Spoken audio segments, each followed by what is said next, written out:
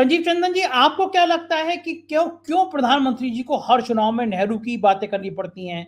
क्यों हर चुनाव में इंदिरा गांधी की बातें करनी पड़ती हैं? हमारे प्रधानमंत्री जी तो पाकिस्तान से मोहब्बत निभाने में जुटे रहे। ये वही इंदिरा गांधी है जिन्होंने एक झटके से पाकिस्तान के 2 टुकड़े कर दिए थे, बांग्लादेश ही अलग बना दिया। लेकिन प्रधानमंत्री को इतना क्यों याद आते हैं नेहरू और इंदिरा? आपको क्या लगता है संजीव जी? माइक अनम्यूट कर लीजिएगा भैया। जी जी, नमस्कार सबको। और देखिए, जवाब तो बहुत बेहतरीन ढंग से और हिस्ट्री इतिहास में जा करके अनिल दा ने दिया, या फिर मीनू मैडम बता रही थी। और तो क्यों का जवाब तो थोड़ा थोड़ा है ही, सब हम सबके सामने है। एक बात के लिए मोदी जी को धन्यवाद देना चाहिए, और वो ये है कि इनके कारण नेहरू जी को पिछले कुछ वर्षों में, 10 वर्षों में जब से आए हैं और थोड़ा पहले से भी, लोगों ने खूब पढ़ना शुरू कर दिया है। नेहरू जी सिर्फ व्यक्ति तो है नहीं, नेहरू जी एक विचार है। और वो एक ऐसा विचार थे उस वक्त जिनसे आरएसएस टकरा रहा था, वामपंथ का भी समूह टकरा रहा था, और जो अनिल दा ने जिसका इशारा किया, और अम्बेडकराइट, खुद बाबा साहब टकरा रहे थे। अम्बेडकराइट की तो बात ही नहीं थी वहां। वहां जो बहुजन धारा कह सकते हैं, तो वो धारा भी टकरा रही थी। और नेहरू एक समन्वयक की भूमिका में थे। देखिए, आरएसएस तो अपने जन्म से ही उसका लक्ष्य था हिंदुत्व, और जिसको राजे राजवाड़ों और जिनके द्वारा संरक्षण था वो स्पष्ट है, जो हिंदू फोल्ड के लोग थे उनके द्वारा। तो वो तो आजादी को अलग अलग वेंटेज पॉइंट से, अलग अलग स्थितियों से बेमानी, अधूरा कहने वाला जो समूह था वो बहुत सारा था, जिसमें लेफ्ट भी था और बहुजन भी थे। बाबा साहब, खुद अम्बेडकर बाबा साहब भी थे। लेकिन नेहरू ने क्या किया कि इस आजादी का अर्थ सिद्ध किया पहला प्रधानमंत्री होकर। एक तरफ विकास के काम किए, तमाम इंस्टीट्यूशंस खड़े किए, और दूसरी तरफ जो इनका प्रोजेक्ट था 1925 से 47 तक, 22 साल ये वृद्ध हो चुके थे तब तक, ये इनका बालपन कभी और किशोर अवस्था नहीं रहा। ये वृद्ध पैदा हुए थे और वृद्धि हैं, वो जरदगव लोग हैं, सहस्रमुख कहलाते हैं। तो 22 साल की उम्र तक आते आते इनको ये इनका प्रोजेक्ट चेक हो गया, उसको नेहरू ने रोक दिया, और भारत को एक लोकतांत्रिक समाजवादी राज्य बनाने में उन्होंने अपनी पूरी भूमिका निभाई। कांग्रेस के भीतर के दक्षिणपंथियों को भी रोका, और कांग्रेस के बाहर के दक्षिणपंथियों। तो नेहरू ये विराट व्यक्ति। आज जो मोदी जी को तालियां मिलती हैं संजय जी, उसकी बड़ी वजह भारत का पॉपुलेशन है और भारत का ग्रोइंग इकोनॉमिक साइज है। भारत से बहुत बड़ा मैन पावर बाहर जाता है, तो मोदी जी को तालियां मिलती हैं। कुछ प्रायोजित भी होती हैं, कुछ गुजराती लोग वहां, हम सब जानते हैं, इस पर मीडिया में बातें आ चुकी हैं कि कौन कौन लोग इनके आयोजक हैं, कौन कौन लोग प्रायोजक हैं। मोदी मोदी करते। लेकिन जरा उस राष्ट्र के बारे में सोचिए, उस स्टेट के बारे में सोचिए जिसको लीड कर रहे थे नेहरू जी। वो तुरंत तुरंत बना था, और तुरंत, और एक गरीब मुल्क के तौर पे उसका मतलब कई मैप पे तो कहीं था भी नहीं, कई देशों के हुक्मरान तक जानते तक नहीं होंगे।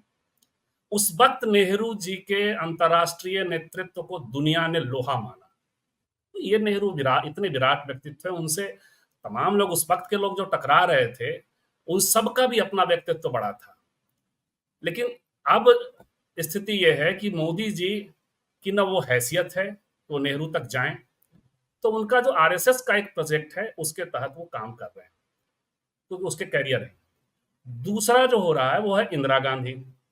अब इनकी तमन्ना है कि वो इंदिरा गांधी की तरह इतिहास में एक मजबूत इरादे वाले प्रधानमंत्री के तौर पे दर्ज। ये हिंदुस्तान पाकिस्तान करते हैं तो इंदिरा गांधी ने एक लकीर खींचा। ये सत्ता पे कंट्रोल का सपना देखते हैं, तमाम तरह के मैकेनिज्म इनके पास है, ईडी, सीबीआई और तमाम चीजें। तो वहां भी इंदिरा गांधी ने अब एक नजीर पे लकीर नहीं खींची, तो नजीर तो जरूर पेश की। उसके भीतर, उनके भीतर एक लेकिन फिर भी द्वंद्व था।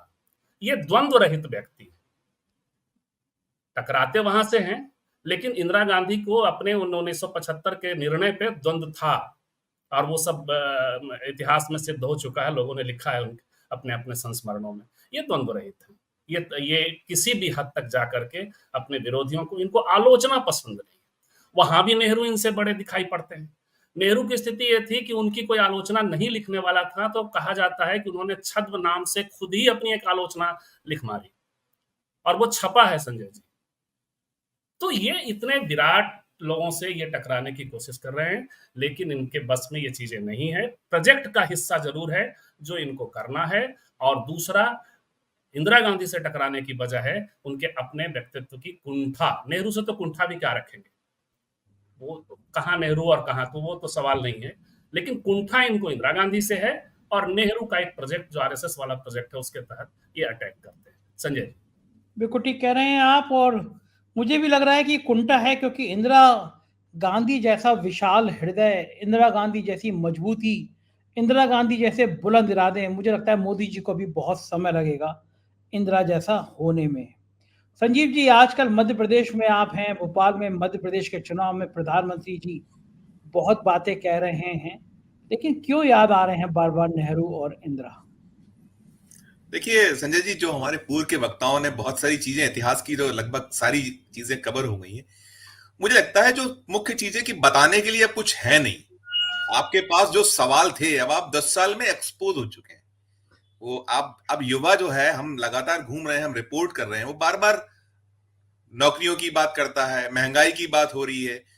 तो जब आपके पास आपके मूल विषय जो हैं, जिसको बताना चाहिए देश को, वो बता ही नहीं पा रहे हैं। आज भी मध्य प्रदेश में थे मोदी जी, और जहां तक देखिए बात नेहरू जी या इंदिरा जी की हो रही है, तो मुझे तो अब, आपने अपने ओपनिंग रिमार्क में ही कहा था कि अटल बिहारी वाजपेयी जी बात किया करते थे, उसका फिलिस्तीन का वो समर्थन किया करते थे। इतिहास ही भूल चुके हैं शायद, इनको याद ही नहीं है कि उनके खुद के नेता क्या कहा करते थे। इंदिरा जी को दुर्गा कहा था, इन्हीं अटल बिहारी वाजपेयी जी ने दुर्गा कहा था। तो अब आपके पास जो स्थितियां हैं, आप सिवाय उसको तोड़ना मरोड़ना, और ऐसा लगता है कि नई युवा पीढ़ी है, नए लोग हैं, अभी जो इनका पूरा फोकस तो यूथ है, युवा है। पुराने लोग तो सब चीजें याद किए हुए हैं, रखे हुए हैं। और अभी हमारे पूर्व के जो पैनलिस्ट जी ने कहा कि अब नेहरू जी को लोग पढ़ने लगे हैं। इन्होंने एक उपकार देश पे कर दिया है कि पिछले एक दशक में, ये आप उठा के देखिए, आप चाहे संसद हो, सड़क हो, ये बार बार उसके अलावा बात ही नहीं करते ना। तो वो इनका उपकार है कि देश, हम तो, हमारा मध्य प्रदेश या भोपाल है, हम भोपाल को भेल दिया था नेहरू जी ने, सौगात है, जिसके कारण मध्य प्रदेश जो हुआ है, बहुत सारी ऐसी मध्य प्रदेश में चीजें हैं। तो कुल मिलाकर इनके पास बताने के लिए नहीं है, तो वह सिर्फ उसको तोड़ना मरोड़ना। लेकिन अब जनता वही वही सवाल कर रही है, ये भले ही कुछ के है।